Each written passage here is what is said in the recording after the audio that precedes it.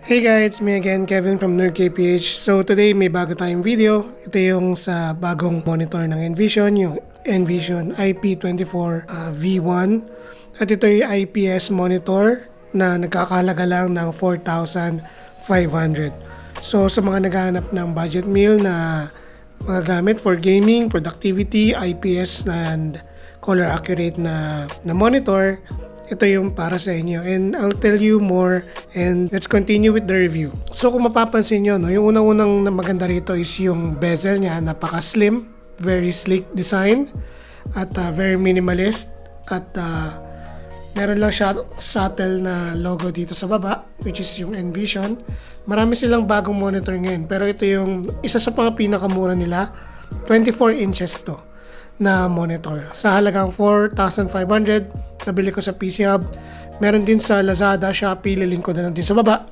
At yung IPS din yan, no? 60Hz nga lang yung display niya at pwede siyang i-overclock I think sa 75Hz na refresh rate. I think naka 75 na to, pwede rin yung i-check sa settings. Pero yun lang yung maximum na refresh rate na kaya nitong monitor na to. So tara, ikot tayo sa monitor. So simple lang yung paa niya, no? Meron lang siyang metal na bottom na stand.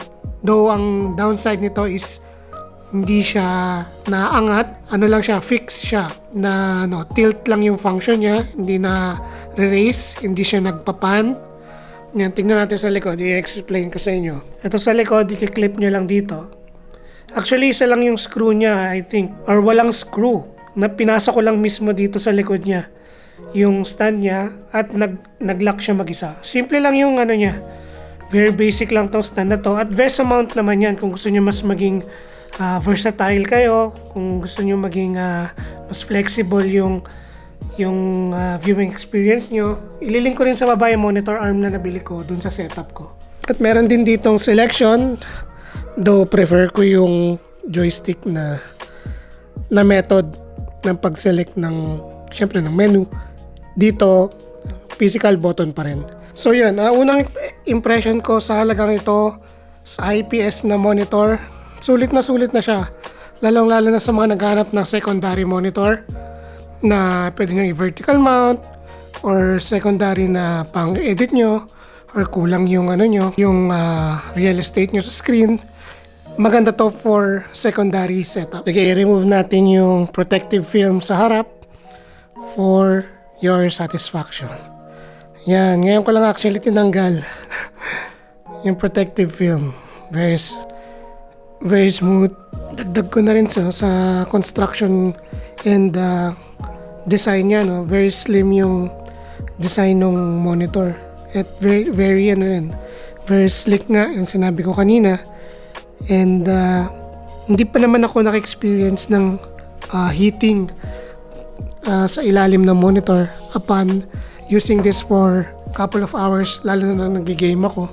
Hindi ko siya na-experience. And very satisfied naman ako sa nabili ko at wala pa naman akong complaint. So let's check ngayon yung bleeding niya. Ayan yung performance ng backlight bleeding niya. Though mas pronounced dito sa camera, no, na napapansin ko. Pero in person, parang hindi naman siya hindi siya halata. Pero pag tinitingnan ko dito sa camera, may kita mo kung saan yung mga spots na merong bleeding. Ewan ko kung makikita nyo to ngayon, pero in person, hindi siya halata. Pero meron. Pero hindi siya, mapapansin nyo to lalo na pa yung dito sa ilalim, tsaka yung dito sa taas. At mapapansin nyo to, syempre, pag nanonood kayo ng mga madidilim na movies, medyo nakaka-distract yun. Yun nga, no? So that concludes my overall conclusion dito sa monitor na to. Sa halagang 4,500, I would highly recommend this, lalong-lalo na sa mga nagtitipid at gusto lang may magamit na monitor or secondary monitor. This is the one for you. And lalong-lalo na hindi to, ulitin ko, hindi siya 144Hz, 75Hz lang yung maximum na kaya niya. But I will live with it dahil sa presyong 4,500. Pwede na rin yun. Nga pala, no, sa package niya may kasamang isang HDMI na cable at meron din power cable. Actually, yun lang naman yung kasama niya. At saka yung metal stand. Very basic lang naman. And thank you nga pala sa panonood nitong video ko. Hopefully nakatulong ako sa pagde-decide nyo. And don't forget to subscribe to my channel and like this video and share it to your friends. So thank you guys, and I'll see you on my next video.